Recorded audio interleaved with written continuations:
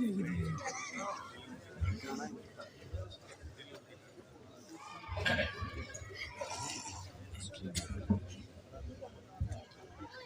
و نصلی علی رسول الکریم قال اللہ تبارک و تعالی فی القرآن الحکیم والفرقان القدیم لقد سمع اللہ قول الذین قالوا ان اللہ فقیر ونحن فقراء صدق اللہ و صدقنا رسول النبی الصادق الوعد الامین الکریم ونحن علی ذالک لمن الشاہدین والشاکرین آمنت باللہ الحمدللہ رب العالمین۔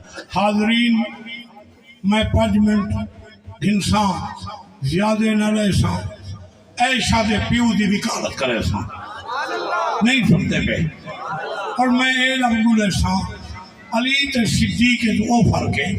علی ساری زندگی گھنداری ہے، صدیق محمد بوڑھے داری ہے۔ علی جو دھی گدھی ہے مالی گدھے سے، صدیق دھی دیتی ہے بالی دیتا سے۔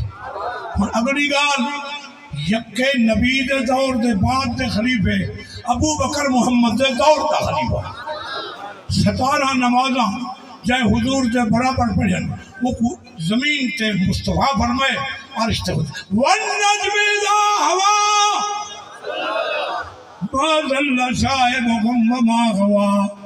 یہ گال کراؤں بس عرض ہے، یہودی کھڑا ایک 500 دستے 500 دستے جو بڑے اکڑا تے آچھا ڈالے ہے بیا کھلے ہوئے مسلمانے دا خدا قرضہ کھڑا مردے خدا کروں مخلوق کروں آدھے میں قرضہ لے ہو۔